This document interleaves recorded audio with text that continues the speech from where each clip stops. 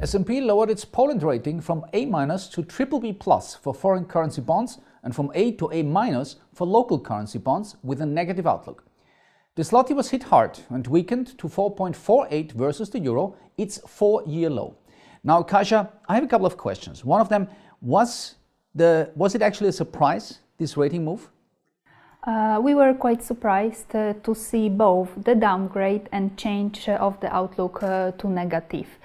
While we tend to agree with the assessment of Standard & Poor's that recently there was a weakening of effectiveness of key institutions, we tend to think that not dividing the decision into two steps, first lowering the outlook for negative and then downgrade, leaves the room for lots of speculation that the decision itself was actually unjust. Especially Standard & Poor's did not verify significantly their forecasts for budget deficit or the public debt, and usually these are the key figures which affect the country's outlook and rating.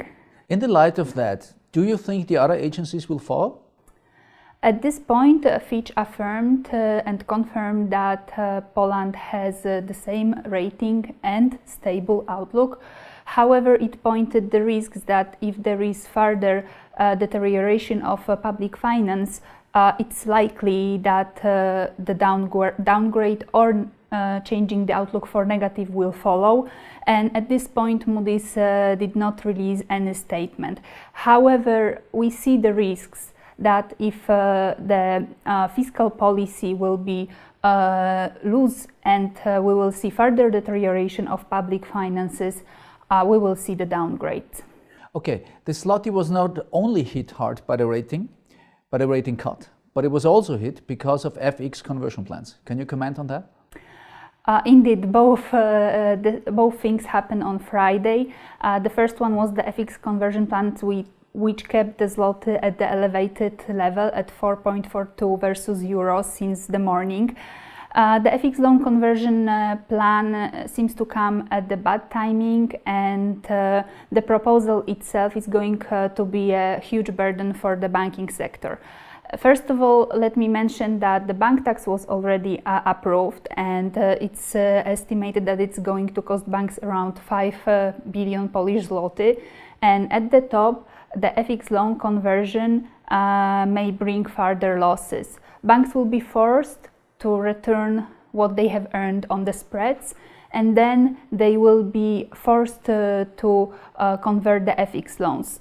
It can also be the voluntary decision, but at the end it leads to the same consequence or the outcome that the banks will have to bear losses, and allowing them for deducting these losses from the tax base of the new banking tax probably will not help much the banking sector. Okay. What does all of that mean for your forecasts for both bond and FX markets? We have just revised our forecast for the zloty. We expect that it will remain weak. We see it around 4.47 at the end of the year. So it's more or less where it is now. We don't expect any appreciation. Now the zloty remains sensitive to any bad news. Still, the markets are turbulent. Turmoil around China and outflow from emerging market will not bypass Poland, especially now when Poland needed to face the downgrade. So we think that there is a potential for depreciation.